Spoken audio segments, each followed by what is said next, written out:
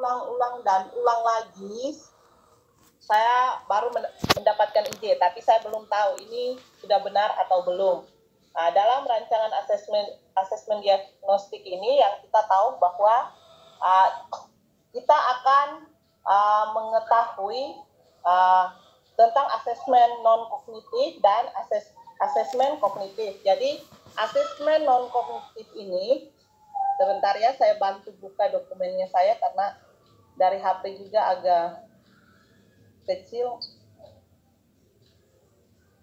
Untuk asesmen non-kognitif ini, Pak Adin boleh naik sedikit, Pak? Boleh. Ya.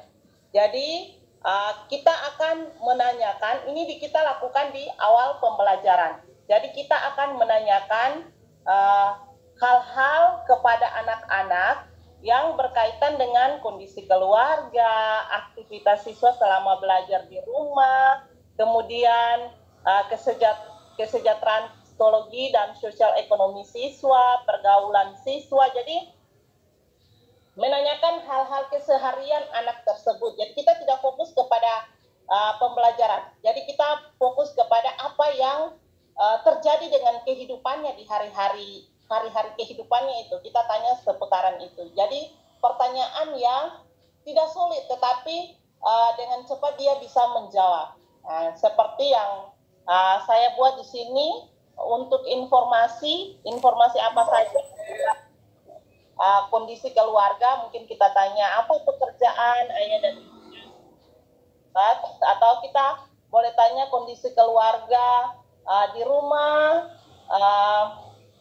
kamu kalau mama dan papa kerja tinggalnya sama siapa. Jadi pertanyaan-pertanyaan biasa, pertanyaan-pertanyan ringan, ya, konten berkaitan dengan pembelajaran kita, dengan materi yang akan kita sampaikan. Nah, di sini materi itu yang saya ambil materi kelas 4, menentukan KPK dan FPB. Nah, pertanyaannya apa? Pertanyaannya KPK dan FPB dari 12 dan 16 adalah, jadi ada kan untuk kemungkinan jawaban kan pasti ada A, B, C, D. Mungkin ada anak yang jawab A, B, C, dan D. Tapi yang tepat itu adalah jawabannya D. Jadi yang D berarti dia sudah paham seluruhnya. Ya, jadi kita pakai skor itu 3. Paham sebagian, tidak paham, kemudian paham seutuhnya. Jadi paham utuh. Jadi kalau anak itu dia jawab opsinya A, B, C, berarti dia ada dalam 2 kemungkinan. Dia hanya paham sebagian atau memang dia tidak paham. Ya, lalu untuk anak yang tidak paham dan paham sebagian ini kita perlu memberikan remedial. Ya, kita perlu memberikan remedial kepada mereka. Menjelaskan lagi bagaimana sih menentukan KPK dan FPB ini dengan pohon faktor, dengan teknik sengkedan, atau menentukan dengan cara manual, ya. Kita tahu faktornya apa, kemudian yang paling besar berapa, kita tahu kelipatan-kelipatannya, yang paling kecil berapa. Seperti itu. Jadi kita akan pikirkan, oh kalau anak ini kayaknya bagus dengan pohon faktor, oh kalau anak ini bagus dengan teknik sengkedan, oh kalau yang ini kita manual saja satu-satu. Nah, seperti itu. Jadi kita akan pelajari dulu anak, dia ini bisanya dengan apa. Nah, kalau anak yang sudah paham, berarti kalau KPK FPB ini, saya rasa materi terakhir ya di kelas 4, berarti anak sudah siap untuk melanjutkan ke tingkat kelas 5. Karena nanti di kelas 5 saya kurang tahu ya kelas 5, tapi saya ingat kelas 6 itu ada juga materi KPK FPB. Kalau kelas 5 saya kurang tahu karena belum pernah ngajar kelas 5, tapi kelas 4, kelas 6 saya sudah pernah. Nah, itu. Kemudian sebenarnya ini saya harus buat berapa ya? 2, 4, adalah 10 pertanyaan kalau tidak salah, tapi saya sudah capek sebenarnya untuk, jadi saya bisanya 2. Jadi 2 pertanyaan itu untuk tingkatan kelas. Jadi di kelas itu, tingkatan kelas itu. 6 pertanyaan untuk 1 tingkat di bawah. Jadi misalnya 6 pertanyaan untuk kelas 3. Lalu 2 pertanyaannya lagi untuk 2 tingkat di bawah. Itu yang saya pahami. Jadi ini saya hanya bikin 3 soal ya Pak. Saya ada buat 3 ya. Ibu mau buat 3. Ya, saya buat 3. Sungguh saya sudah tidak sanggup belajar 4 lagi. Itu Jadi untuk pertanyaan yang kedua itu memang sengaja saya buat dalam bentuk soal cerita. Jadi anak menentukan FPB dalam bentuk soal cerita ya. Nova mempunyai berapa? Pak Adin boleh naik sedikit. Boleh. Turun. Ya.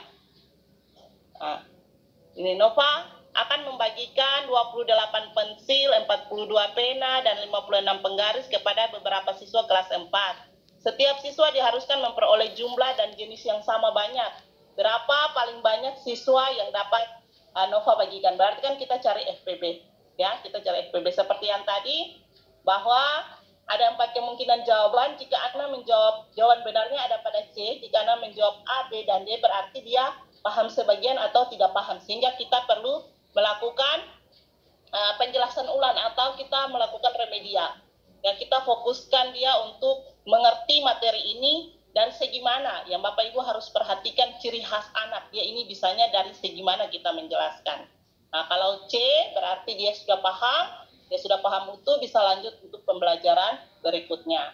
Nah, lalu yang pertanyaan yang ketiga, Pak Din boleh turun sedikit. Nah, ini saya sengaja ambil satu tingkat di bawah. Ya, satu tingkat di bawah. Misalnya untuk kelas 3. Di bawah ini yang termasuk bilangan kelipatan 4 adalah, jadi Anda akan menganalisis, Anda akan menjawab 10, 9, 8, 7 ini yang termasuk bilangan kelipatan 4 berapa. Ya, jadi kalau ini kan teman-teman pasti tahu ya untuk materinya secara ini. Jadi untuk jawaban benarnya sama seperti tadi ya.